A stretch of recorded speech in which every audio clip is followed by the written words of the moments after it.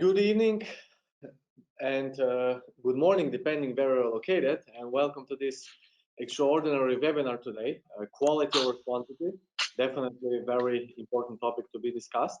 And today I have four extraordinary panelists together with me. Rahul Avasthy from Abbott, who will be a little bit late, so he apologized for himself.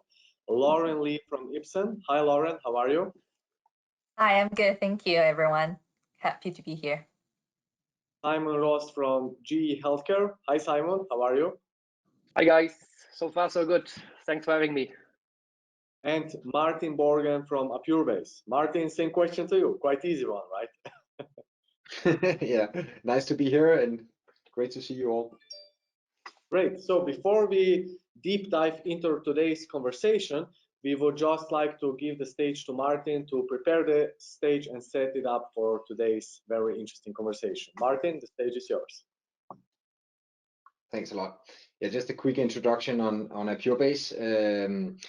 We wanted to, or we have recently been with Dario at the conference in Dubrovnik, and yeah, unfortunately, due to the COVID situation, we are not able to physically meet. So I'm very happy that you're organizing these events during this year, Dario, and that we have a chance to meet with pharma people within digital and within ATP engagement.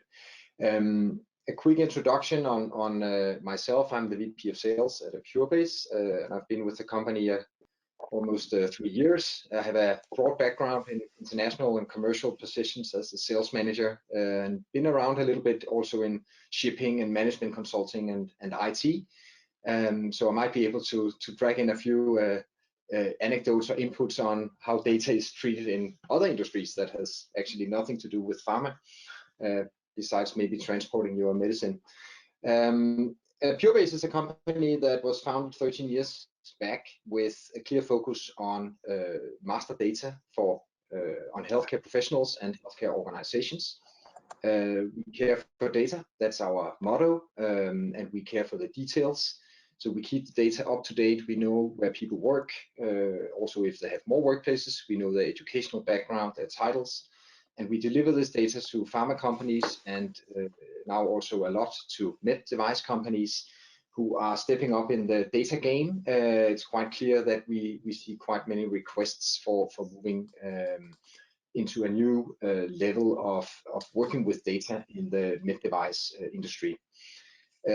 Besides the data, we manage a number of platforms that we use to deliver the data, and we do see an increase also in what we call campaigns, where we reach out to doctors or clinics to research information that cannot be grabbed in the public domain or in other lists from authorities, but where we normally say that it's data that you cannot get for free, but it's also not impossible to get. But it demands a little effort, and we have a nice team of owners who can reach out, and also through our data partners throughout Europe, are we able to cover this part of adding enriched data to the master data.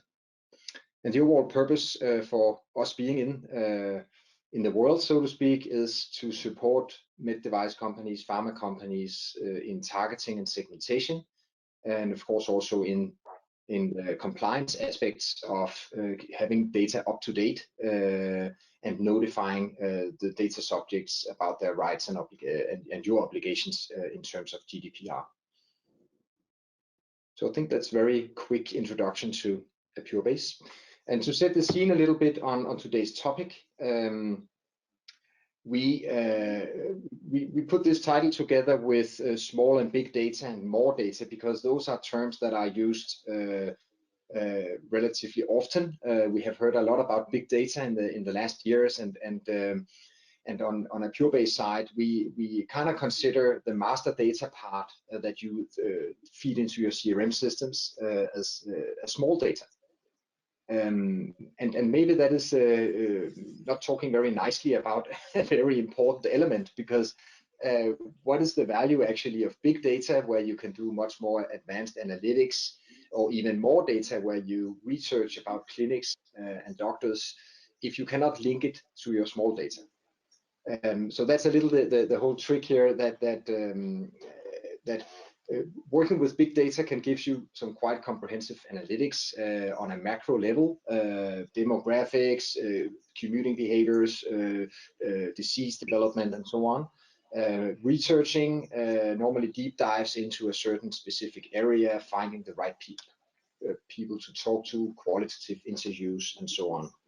When you link that to your master data and you know actually who said what, or you know from the big engines of big data and analytics, if you can link it to the specific clinic, this is where the real data science starts, and you actually combine small data and big data into more data. So just a little setting the scene here in terms of the different words, and I'm looking forward to discussing the questions with the panelists, and yeah, I think that was the introduction. Thank you very much, Martin. So let's start with our today's conversation. And first of all, from a data perspective, how fragile are our digital and commercial systems? Again, from a data perspective, we are already more than a year from the start of this crisis, right? So I think that we are much smarter, and hopefully we'll be even more smarter a year later. So Lauren, let's start first with you. So how fragile are our commercial and digital systems from a data? Sorry, the question is how fragile within pharma our data system and digital system is. Exactly. Well, if by digital, we are primarily based on Martin's introduction talking about HCP engagement, I think it is, for many companies, still quite fragile, right? I think the idea of digital customer engagement has been around for many years, but there had never been a real impetus that you have to really double down and invest in that, right? Because you always can resort back to that in-person communication route, which reps, companies are so used to, their relationship built, there is a sense of familiarity. But I think when COVID hit, of course, a lot of the in-person routes were no longer safe to use. So there really is a sudden change to have to rely on digital channels. So whether people are using Viva Engage or different platforms to have those calls with physicians, and also doing the outreach, right? If we can only speak to a physician, at this frequency, given this COVID setting, when they also have many patients to take care of, right? Increasing priorities of patient care, how can we make sure relevant information is to get to them? Then those targeted messages like rep trigger emails, etc., become really more important. But then that you need data behind it to enable that accurate targeting so that physicians are getting information that's really useful and relevant for them. That's where I think that small data come into play. On the data side, I think I wouldn't say that the infrastructure is necessarily fragile. I think pharma companies have been consuming different types of data, including small data. And I'm using the word small data to refer to any data that's physician level, patient level, or hospital level, where you can trace back to the certain institution or person compliantly to enable actual targeting. So that data pharma companies have been consuming for quite many years. And I think usually there is a pretty good infrastructure for data lake, etc. So that side, I don't see as much fragility, but definitely the action of converting that data into insights and then utilizing that insights in a systematic way to reach physicians and also to measure our sales effectiveness systematically, how people are using that data. I think that part is still young. Definitely. So the devil lies in details, as we always say, right? And especially I like this point that potentially and eventually this small data can lead us maybe to some way of customer experience and personalization in many segments. So thank you very much. Simon? I mean, look, representing the medtech/digital health sector here, I don't think it's that different from pharma. It's maybe a little bit earlier in the stage. We have similar issues that Lauren described. I wouldn't say it's fragile. I would describe it differently. We have a lot of data in various points somewhere in the organization, but normally siloed, right? And you normally don't have exactly what you need at the point of time when you need it and where you need it, correct? With COVID, what I think changed is everything switched from, let's say, normal trade shows, normal channels towards more digital ones. So you get additional data points. You can see how long an individual watched a certain kind of webinar, or you can see where exactly on your homepage they went to and downloaded something. But to connecting all of these at the end bits and pieces, that's I guess still the major challenge and for us at this point in time. I mean, we are all thinking about this omni-channel approach where you can approach your customer via all the possible channels out there and also harnessing the data. But for now, this is not reality, I would say, right? We are more at the point where we have this data in some silos and I would say a lot of data, but we don't have it somewhere accurate to use it to go very detailed. That's a very interesting point, especially because we don't speak in glows, we speak about the reality. So Simon definitely like this approach that we still don't live the omnichannel approach. We are talking but not living, so that's a huge difference. Martin? Yeah, I think it's this question is also linked to the message I tried to deliver before, that if you don't have the link to the small data or to the clinic or the person, this is where it might become fragile.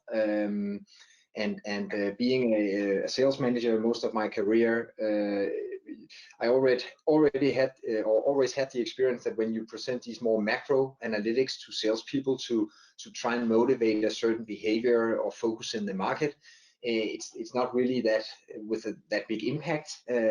On the contrary, when you have messages directly from clients or studies that comes from specific named clients that we know they are saying like this or that, this is where the salespeople wake up and they try and, you can say, direct their efforts into a new direction or bring a new product to the market. So I think it has a lot to do also with the motivation of salespeople and getting them into new strategies and product launches.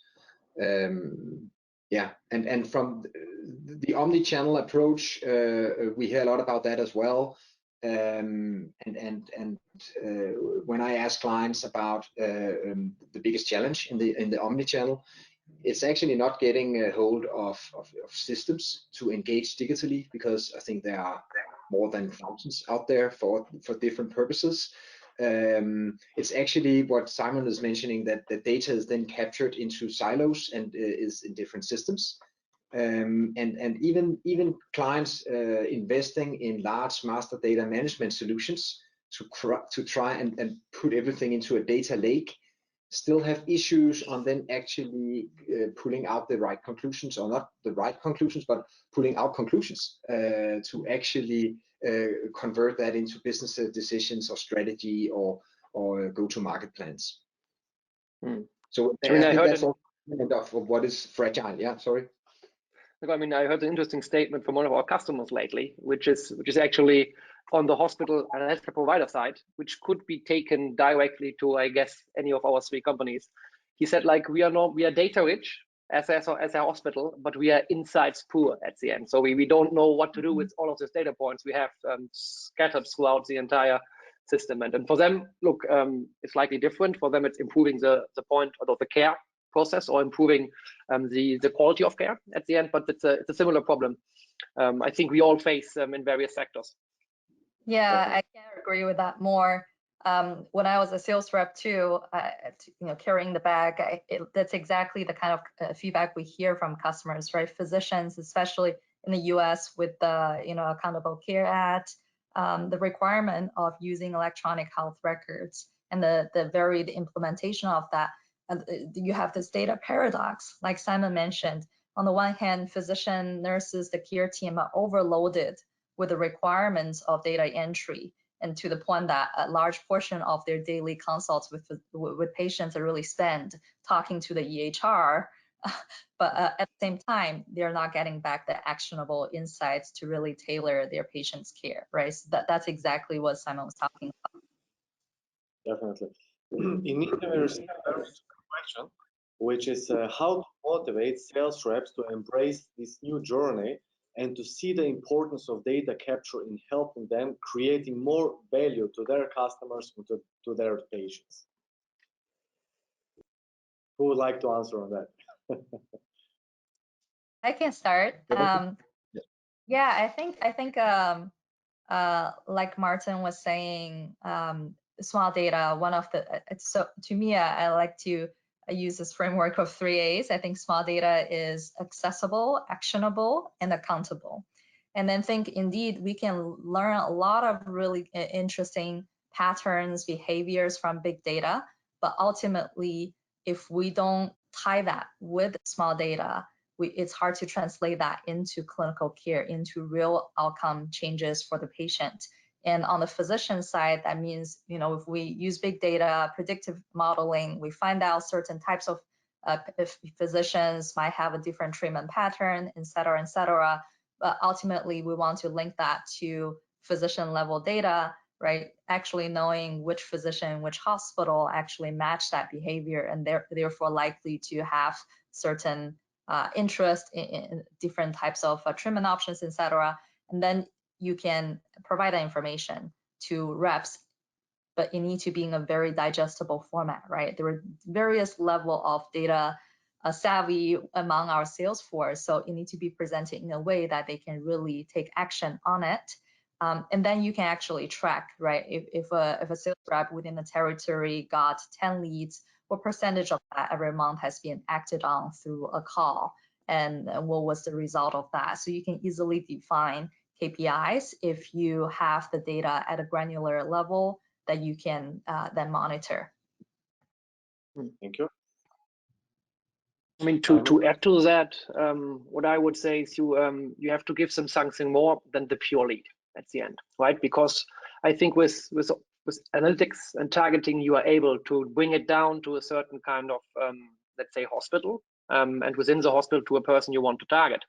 But I would guess many sales rep in sectors like healthcare, which is normally an overseeable sector, would get there also on their own. So you have to give them something more on top of what they get. It might be either talking guide, that might be additional information, as I said before, that you know that this individual basically interacted and was on the customer journey digitally before that, downloading a white paper, joining a webinar, and all of these information point has to be consumable for the sales rep, that they basically have a warm entrance when they talk to the individual and all the lead presented. So that's my point would here be, and there the small data points, I guess, become especially important, because many times when you capture data from webinars, you get either a filter, right? You get an info at email, or you get the email, the phone number of the administration part of the hospital, but not of your final stakeholder, right?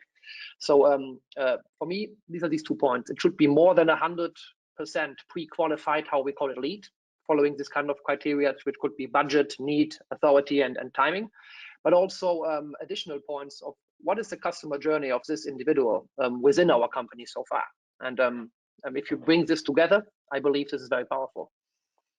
Definitely. Thank you very much, Simon. Martin? Yeah, I think in terms of what to provide to reps, I think the thing here is often that you don't know what you don't know. So if they don't, if it's hard for reps to request in data points if they don't know if they exist.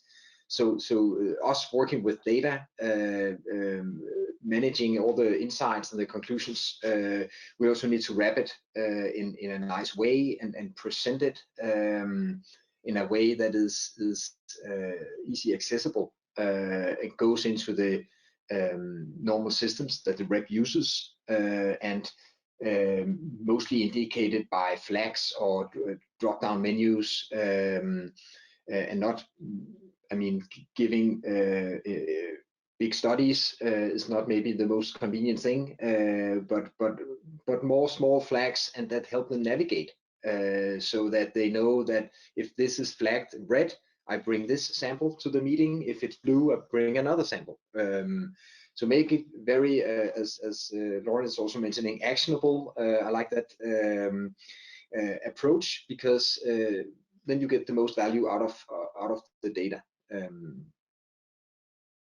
Yeah. Martin.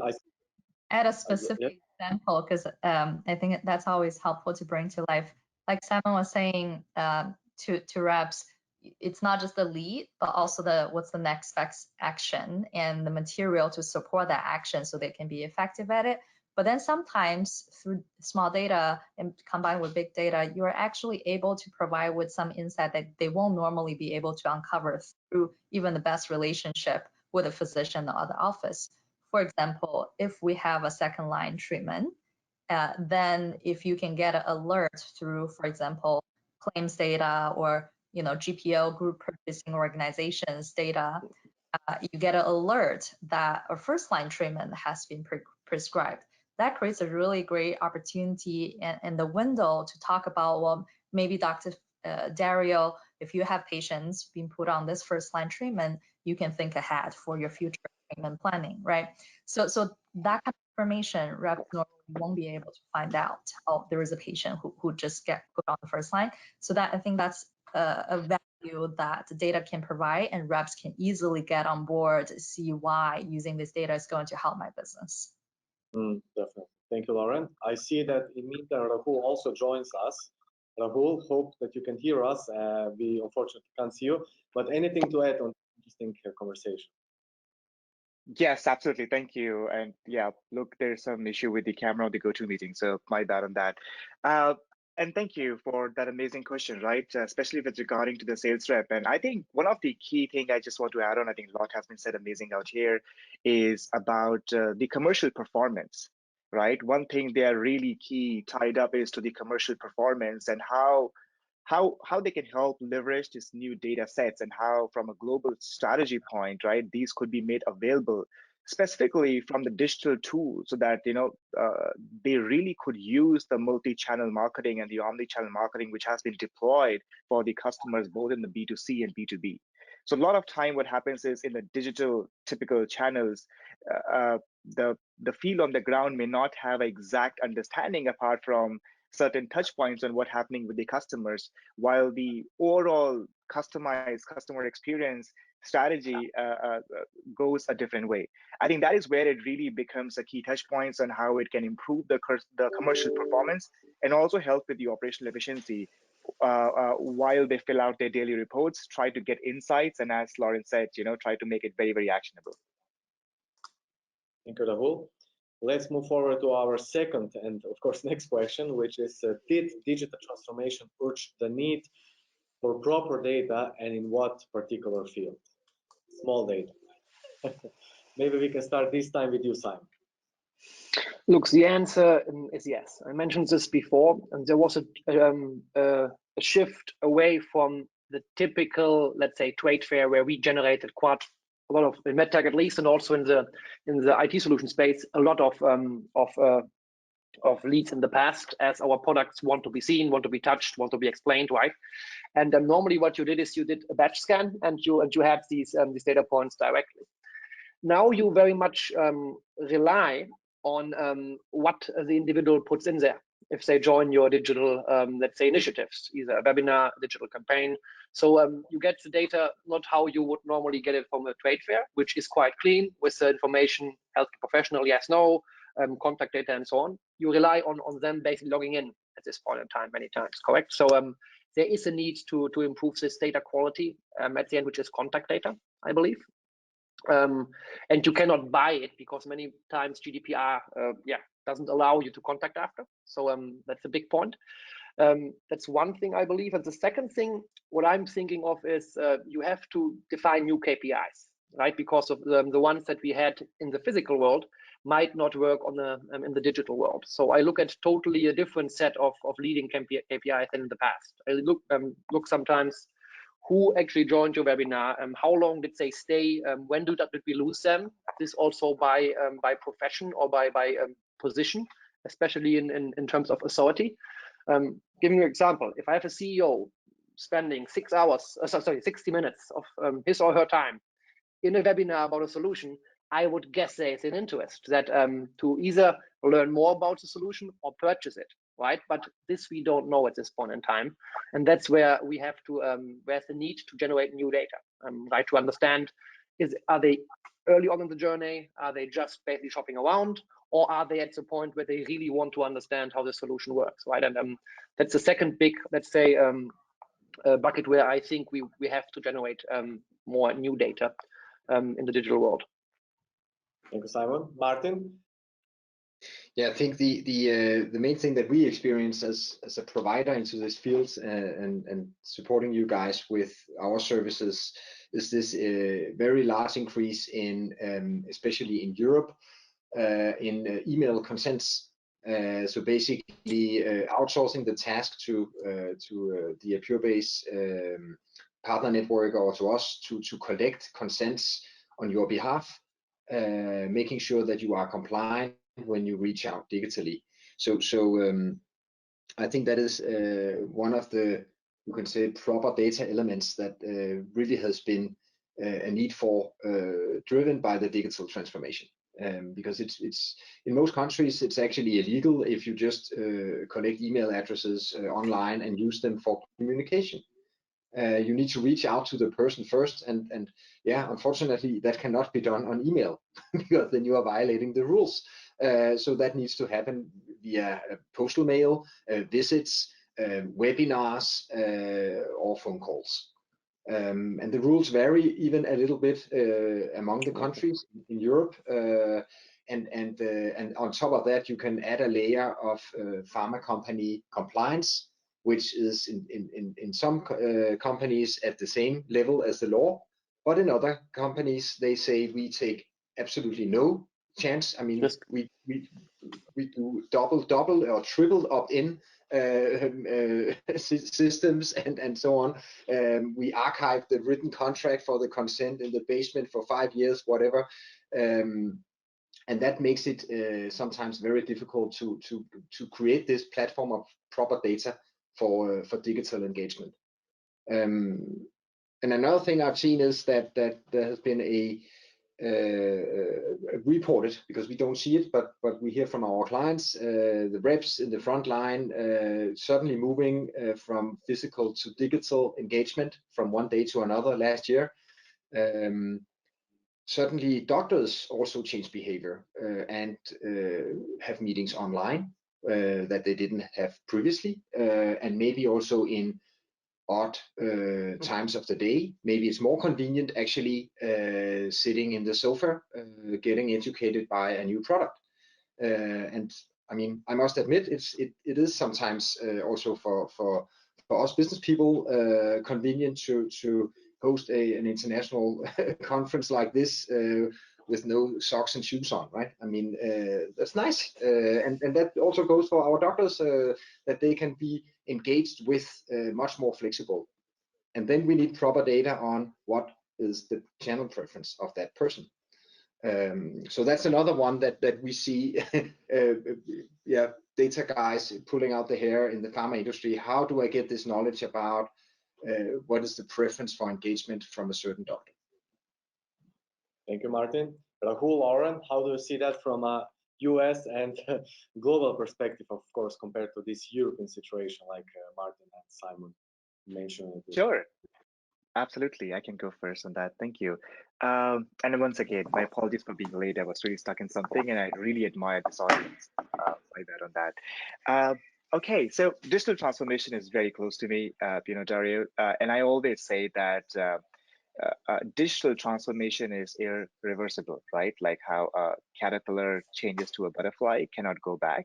The same happens with digital transformation. And similarly, from a data perspective, the three things are getting an irreversible change treatment.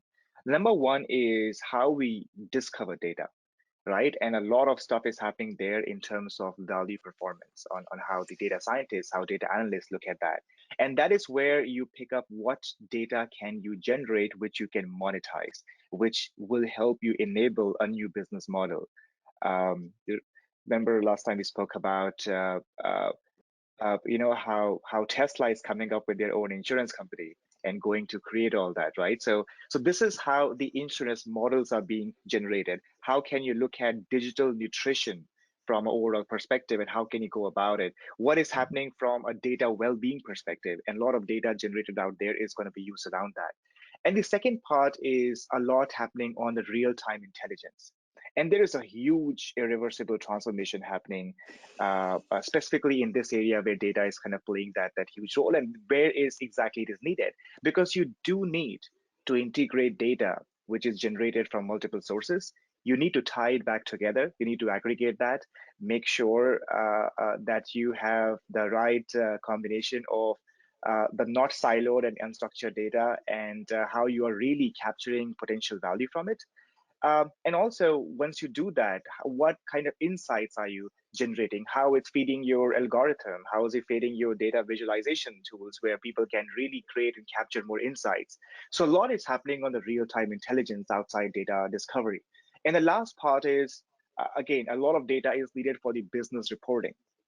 The way companies are doing consulting, the way companies are meeting their customers now, a lot is changing. A lot of companies are going from a product to service, from service to experience, and from my perspective, from services to capture value, and all this happening is from the data insights, right? A lot of, you wouldn't believe, we saw the amount of insights that change management groups use kind of data to come and base their models and come and base their analysis. And I think eventually in the business reporting, a lot of stuff is happening from a data processing and management platform perspective. And it should not be just limited to a certain data scientist or kind of analyst, but again, it should be a very clear perspective on how business can use those actionable outcomes. So yeah, I think discovery of data, real-time intelligence, and business reporting, these could be the key top pillars where I see, particularly in digital transformation, the data is being used a lot and is completely changing the way how it was used 5 years back versus now. Thank you, Rahul. So you claim we are in the butterfly stage, not in the caterpillar stage, right? Well, the transformation is difficult, right? And my daughter had a small experiment. She is 4-year-old, and we got some 8 butterflies. Not 8 caterpillars. Not everybody became a butterfly, right? So I have seen that transformation actually myself. That's why I'm quoting that example. So yeah, I mean, few think that they have transformed, but then once they have transformed, they have to learn to fly. They cannot be in the cage anymore, right? So they have to survive. So it's not just about being a butterfly, but then how you can go ahead and do your own stuff. So and that's what the entire thing is, right? You can come out of saving money, you can come out of doing a lot of optimization, but unless that doesn't let you earn more, create more business outcomes, create more business models, butterflies still will be within the cage. Definitely. Lauren? Yeah, I fully agree with what the other panelists have said, and especially what Rahul just described. I think this journey of digital transformation, the different dimensions of it happening. I think to us, digital is a mindset, and the core maxim is the ability to objectively and continuously measure against clearly defined KPIs. And to do that, there are a few types of data, just thinking about it, your question, where we really need to push to get more data, better quality data, and then ultimately make better use of the data.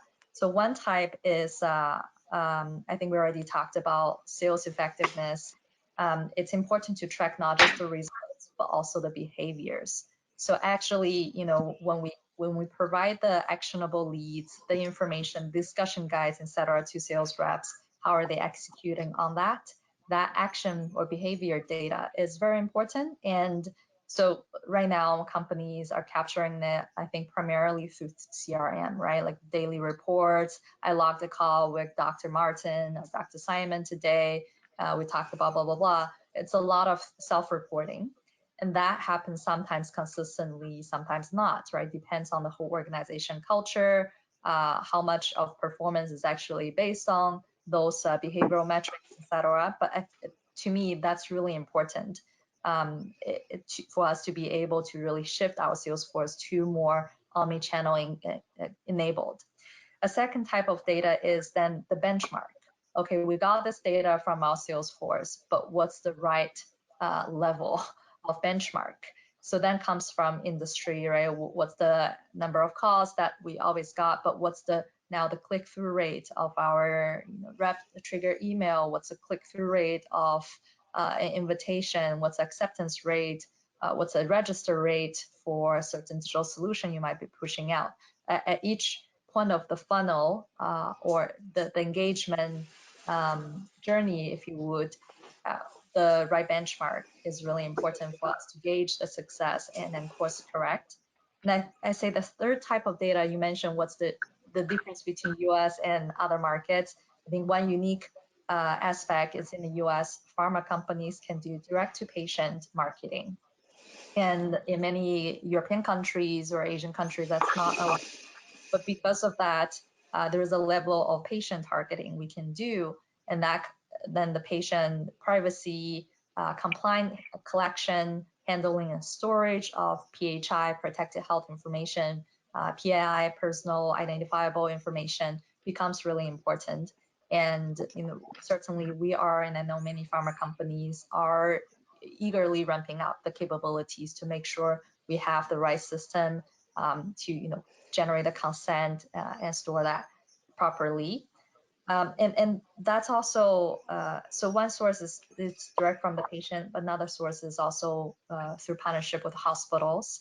And I know we focused a lot on HCP or customer engagement, but another aspect I see small data linking to big data have huge impact is through AI-driven risk stratification, risk prediction, and the clinical decision support solutions that can come out of that, right? If we can identify through big data certain risk factors or combinations that can predict the risk of a patient developing or progressing a serious health condition, we can then link that to small data to say actually patient Lauren has this specific risk because she fit all this criteria we learned from big data. And that can be very actionable insight to provide to physicians to help them pick the right therapy for the right patient at the right point of their disease journey. So that's another aspect of the power of small data we haven't talked about, but it's not lost. Thank you, Lauren. In the meantime, another interesting question from the audience, which is next best action, another buzzword. Why so expensive for quite rudimentary suggestions? I think that's a nice question. Who would like to answer that? For quite what? Sorry, I didn't get the last part of the question, Dario. Why so expensive for quite rudimentary suggestions? Ah. I mean, the next best action is something what we all have in our CRMs, right? But how many of us are doing it in the proper way, right? Who would like to answer that question? Okay, can you repeat once again, Dario, because I didn't get the first part as well. It was a little bit maybe by my... Okay, next best action, another buzzword. Why so expensive for quite rudimentary suggestions?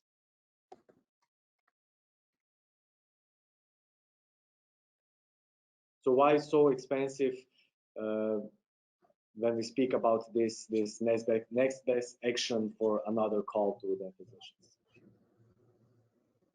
Who would like to answer on that?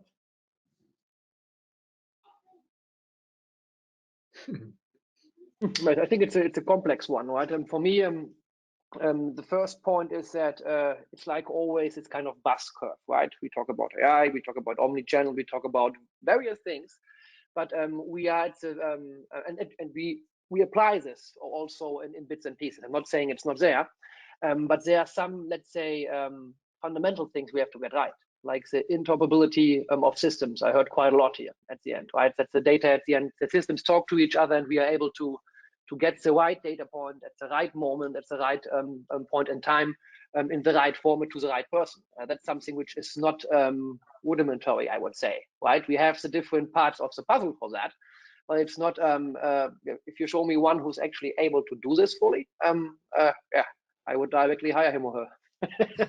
So that's maybe my first, let's say, try to answer this question. So it's not that rudimentary what we are talking about here, right? There are many variables to this equation. Martin mentioned one that is very important for us in Europe, at least, and even in Germany, where I'm based, even more important, which is the GDPR, It's not that easy to just say like, I buy the name of the hospital chief and then I target him, right? It's just not allowed. You have to first get the opt-in that actually this individual wants to receive the information. Then you have to get the opt-in that they actually want to receive the information about this product, solution, or care area you're talking about. And then the third one is, so there are many steps in there which you have to get right. If not, you are basically the worst case in front of the court because you contacted somebody you should not contact. And I think it's not that rudimentary. I think there are a lot of variables you have to get right at the same time, and that makes the entire thing complex, especially in healthcare and in pharma, where we have also data points which are very let's say confidential and very sensitive, right? I mean, the only other industry that I believe is out there is at the end finance. So your health and your finance are the two most important points normally, where you are very much focusing on data security, on these kind of things, right? And so it's not that I consider all of these things rudimentary. I think there are a lot of variables in this equation you have to get right at the same time that makes this problem complex. Definitely. Very nice insight, Simon. Martin, Lauren, Rahul? Yeah, I want to chip in on this as well. I think the expensive part, or where the cost starts to run, is when you really try to make these systems and this data become supportive to the business, because that demands that you basically understand what the people are doing on one side, and on the other side develop then the system to support that, or that the people change the behavior to support the system. So this is a little, I wouldn't say it's the chicken and the egg, but if you just bring the one side, then the other side has to change a lot. And for instance, we sometimes see this data example. We are quite proud of our hospital hierarchies. So we have a large university hospital, and we have mapped all the departments down into sometimes in 7 layers. We know the postal addresses, which post box goes if you send to the oncology department, blah blah blah. These 5,000 people working in this hospital, everything is marked up in a very nice hierarchical structure. We deliver that to clients. They never get the value because the system we deliver to cannot show hierarchies. So my whole sales pitch has gone wrong to how fantastic it is for the reps when they see this data. They can do this, they can do that, but they don't see it. So that's where you can say that it's not very rudimentary. It's not easy because the guys building the system, they don't think about hierarchies. And when we build the data, we don't think about systems.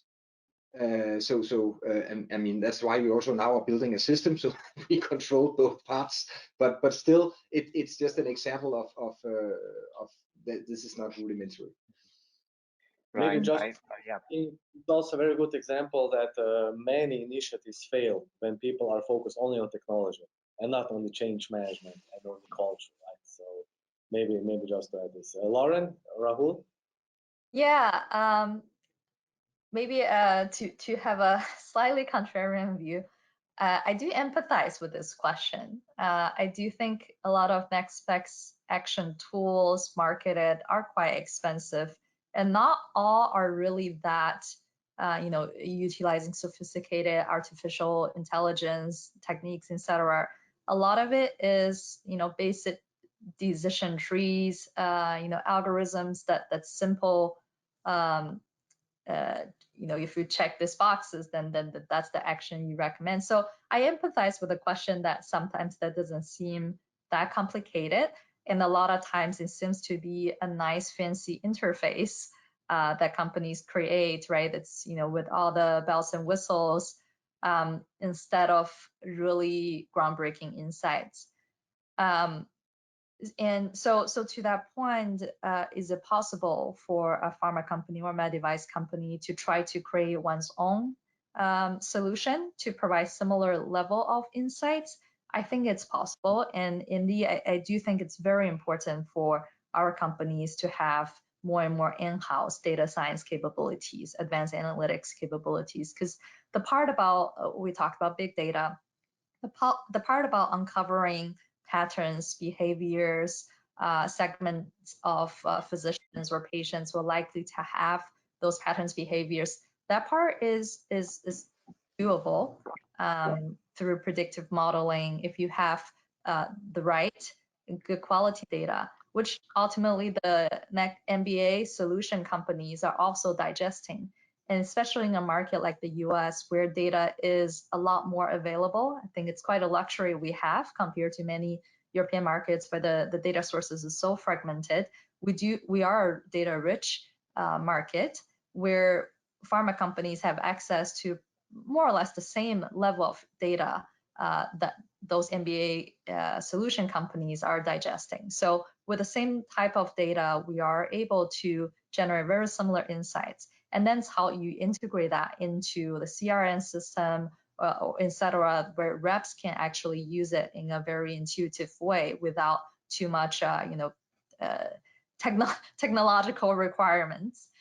So I think that part, the implementation part, is the tricky part. Is how can you make sure this rollout is successful? How can you make sure you change first reps' behavior before you can change the physician's behavior? Reps need to actually get used to using that data, right? To your point earlier, see the value of it, and then consistently track their execution on it. That part is not easy. And again, I think a lot of solutions are nice interfaces that make that process smoother, but we might be able to create internal solutions because the advantages we have is we know the process of reps, we know the process of the pharma industry, we know the business case, the needs of the KPIs, to Martin's point, very well. So I think it's possible to not rely on external solution. Thank you, Lauren. Rahul? Yeah, I like how Lauren also captured, right, empathize the question, because I personally believe next best action is a buzzword right now, yes, right, but I don't think it will be a buzzword in the future because it will become quite key. I think the reason is it a buzzword, right, and let me say this because I'm into digital transformation with that title, and 5 years back, people were laughing it off. Hey, well, that is just a buzzword. It will never be a reality. It will just come as a fad and go away. And one of the reason is they're still silos, and which make this buzzword a buzzword. Now, I'll give you a practical example. Imagine a company is coming up with a gamification and loyalty program. They're redoing the inbound marketing, and every time you engage with their campaigns in the next best action, and every time you do all of this, you get some points, and then there's a lot of gamification put into place. And let's say they come up with a new innovation around there, right? And everybody is very happy. And let's say this person or this customer gets 1 million points. And when this customer calls in to you and say, hey, I need this product delivered to me urgently because my current one has got broken away, the customer support team doesn't know about all of that, right? So that this customer has 1 million points, and this is the right customer, and we are saying, hey, you are the best person so far, you are the top of the leaderboard in some other campaign. And well, they say, well, we don't have that right now, and you have to be in the line. And then this customer gets frustrated. So a lot of time you can attract the right offers. While they are interacting with the company, you can really understand what the next best action is, maybe on the digital or the understanding, but ultimately it all has to get connected. And I'll go back to Dario, what you said, right? Sometimes you really have to focus not just on technology, but you also have to focus a lot, in terms of the process. But I will go back to that point as well. Sometimes you do need to also focus a lot building the right technology for the job, because a lot of time, I always say experiences are as good as a technology layer lying underneath it. You can have your fantastic process, you can have everything said and done, but if you do not have the right technology which can support, because only technology can break these silos, right? Between that, the campaign marketing group and the customer service group, who are kind of in different one. And that's the right way to think about it. It's not a magical box. In the end, it is a highly specialized set of tools as a bottom layer, for sure, topped up with the right process and all the things about it. And that is where you can start win the ground wars. It is not about shooting for the moon all the time, but it's also about winning the ground wars. And again, right, I'll try to sum it up and say it's not about the mountains of data, even in the next best action, but it's all about small, high precision data.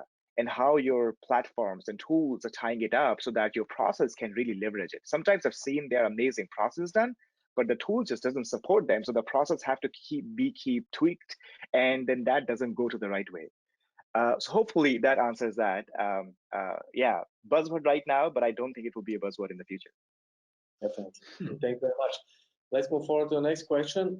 Where do you see possibly the biggest data improvements based on the commercial and digital models before, during, and after COVID?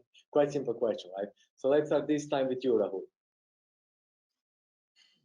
So yeah, and once again, if I have to repeat the question, where will be the biggest data improvement?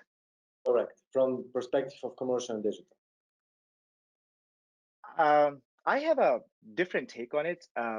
I think the topic of data sustainability is completely is very, very important, and I'm not sure a lot of kind of industry level support is kind of being put on there, right? So where the data is being stored, is it helping everything being carbon neutral?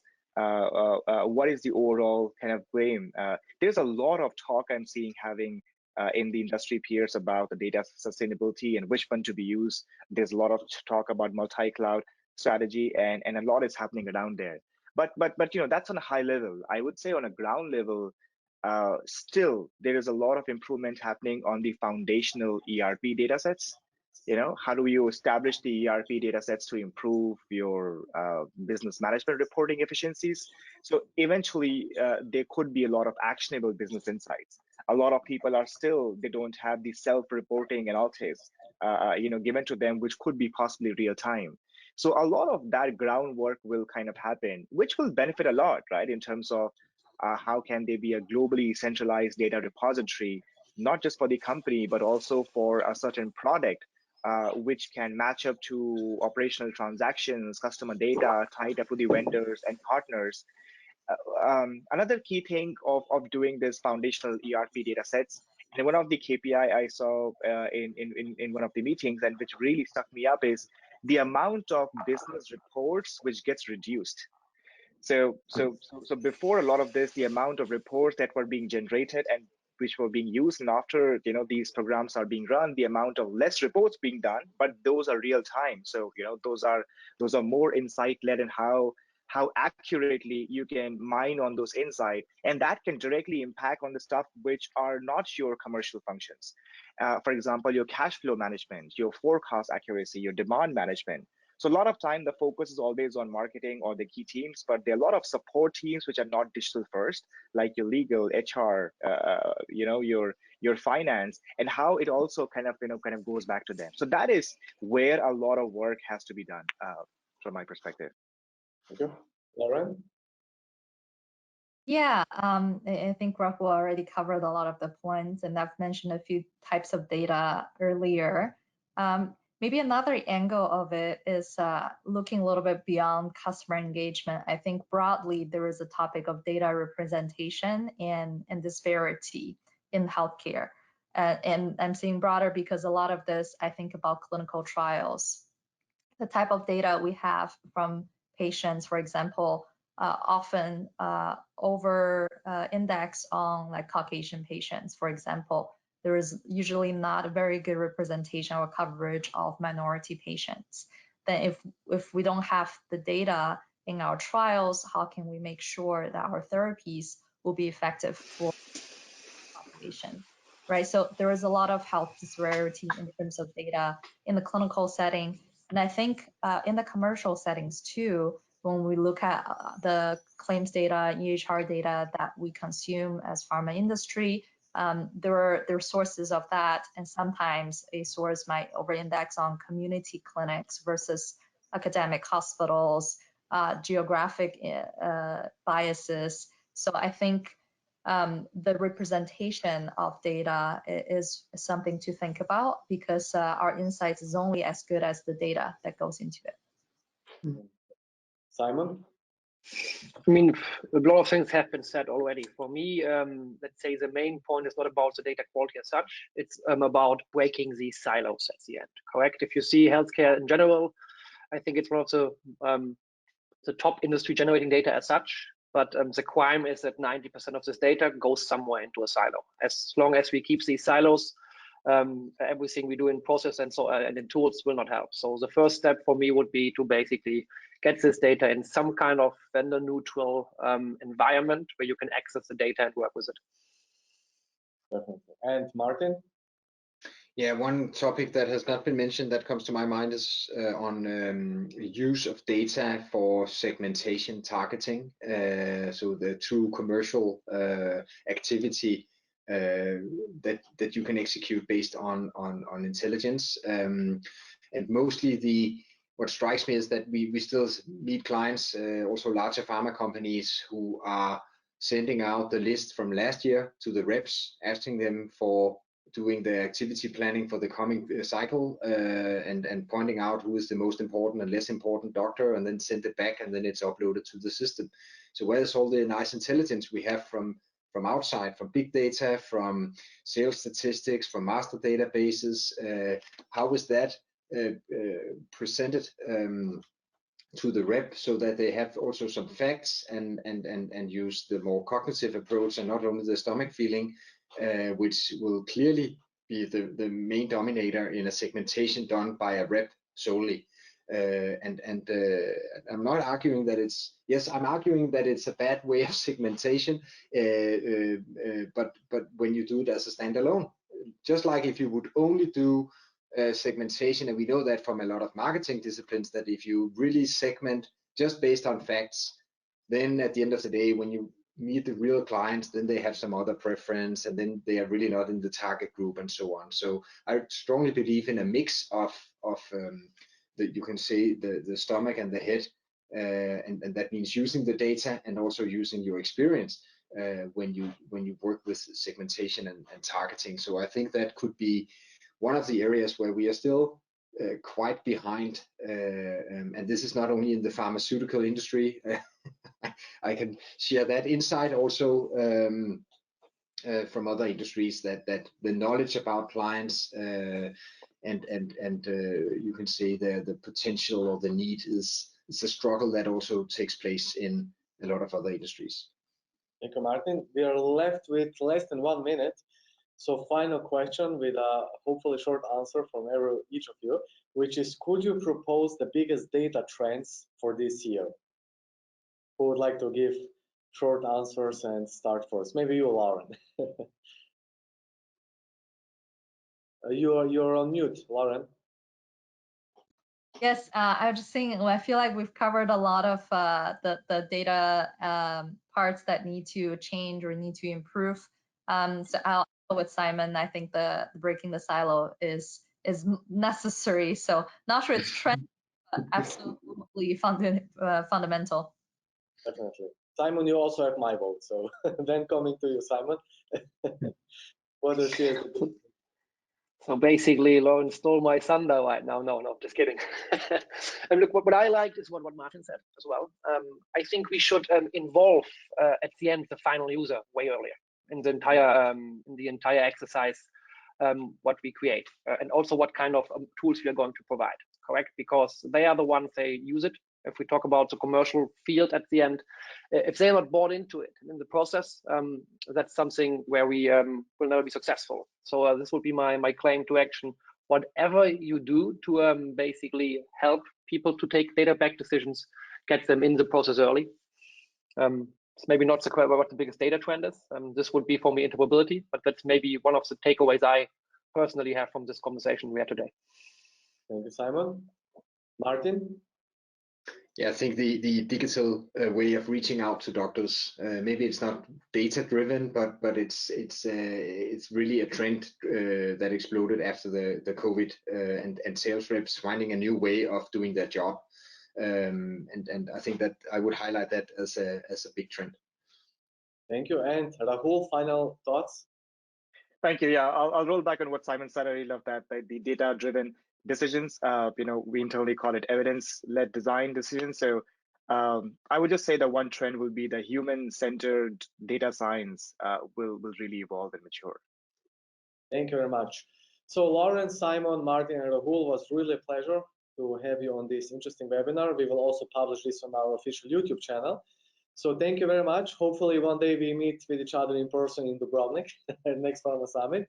Until then, take very good care and all the best. Bye. Bye, Guys, Daniel. bye. Thanks, everyone. Take care. Thank you for having us. Bye. Bye. Bye-bye. Bye.